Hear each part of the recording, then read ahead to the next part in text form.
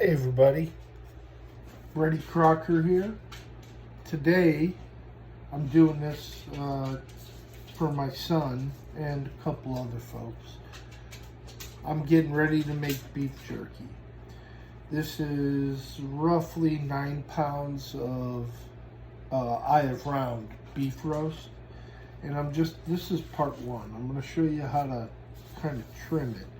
When you make beef jerky, you need to get as much fat off as you can.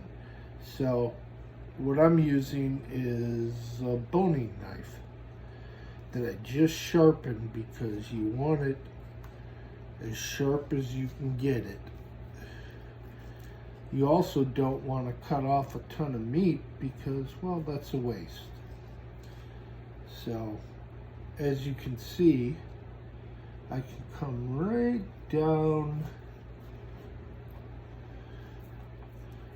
the sides like that.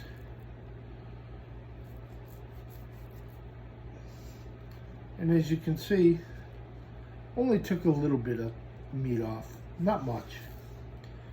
Then we go from this side, same way, same thing.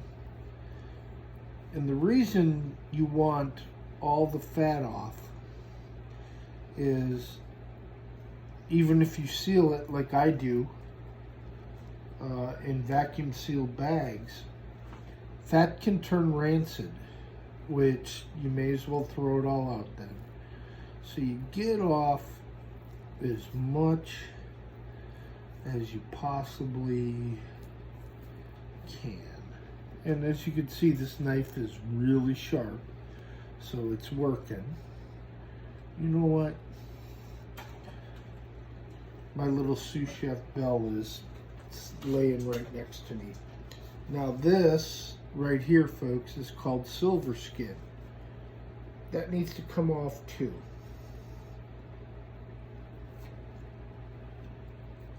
And it's a little bit of a pain in the ass, but nonetheless,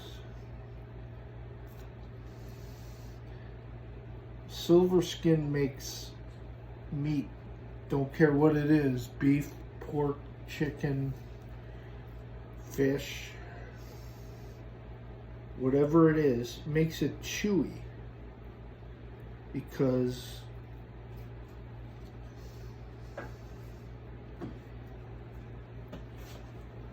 it just is. I mean, I don't know how else to put it. I don't know the science behind it. If I did, I'd be a scientist, but I'm not. So I take a little bit of time to do this because you want to do it right. I mean, if you're going to spend time doing something that takes a long time,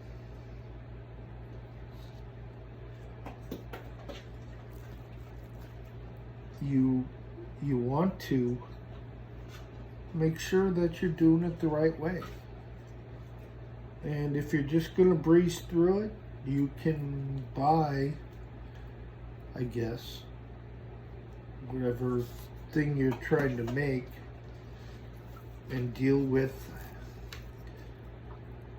you know, what you get. Now, as you can see,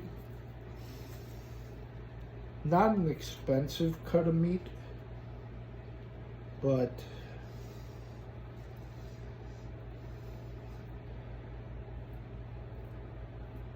it's a roast at the end of the day.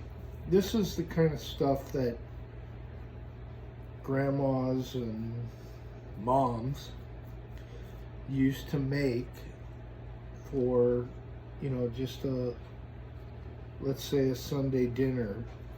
It's a lot tougher than, for instance, a fillet or a ribeye or a T-bone or anything like that.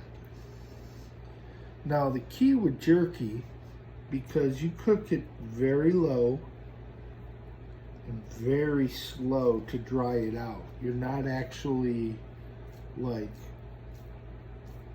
cooking it as you would with, let's say, I don't know, a brisket or anything like that, which is also very much low and slow. So now these two pieces of meat are gonna get me, I would bet at the end, probably about 2, maybe 3 pounds of jerky. But if you've bought jerky lately in the store, you know that 2 ounces of jerky costs upwards of $7.